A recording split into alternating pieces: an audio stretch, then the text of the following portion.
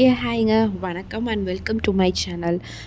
இந்த வீடியோ பார்த்தீங்கன்னா என்னோட கேலரியில இருந்த எல்லா ரேண்டமான வீடியோஸையும் ஒண்ணா கொலாப் பண்ணி ஒரு வீடியோ தான் இது. இதுக்கு நான் குடுக்கக்கூடிய வாய்ஸ் ஓவர் இந்த வீடியோ பத்தினது கிடையாது. இந்த வாய்ஸ் ஓவர் எத பத்தினது அப்டின்னா ஒரு இந்த வீடியோ எடிட் பண்ணும்போது தோணுச்சு.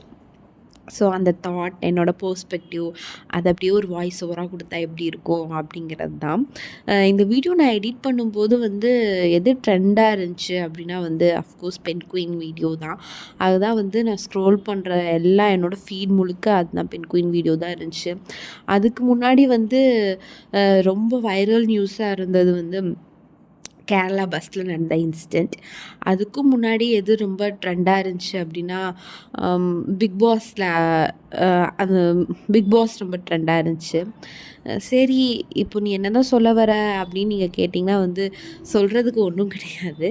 என்னென்னா நம்ம நினைப்போம்ல, ஒரு பிரச்சனை, ப்ராப்ளமாக இருக்குது, இதுலேருந்து கடந்து வந்துட்டா போதும் அப்படின்னு நம்ம நினைக்கக்கூடிய பிரச்சனைகள் எல்லாமே பிரச்சனை கிடையாது.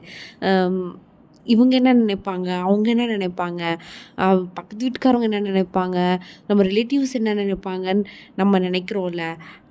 நம்ம நினச்சி நம்மளோட ஹாப்பினஸ், நம்மளோட பீஸ், நம்மளோட பீஸ் ஆஃப் மைண்டை நம்ம லூஸ் பண்ணிடுறோம்ல. அவங்களுக்கு பொறுத்த வரைக்கும் இந்த மாதிரி தான். அவங்களோட இன்ஸ்டாகிராம் ஃபீடில் வர வீடியோஸ் மாதிரி தான் நம்மளோட ப்ராப்ளம்ஸ்லாம் அவங்களுக்கு. ஸோ அதனாலங்க இவங்க என்ன நினைப்பாங்க, அவங்க என்ன நினைப்பாங்க அப்படிங்கிறத பற்றியெல்லாம் நம்ம நினைக்கவே தேவையில்லை.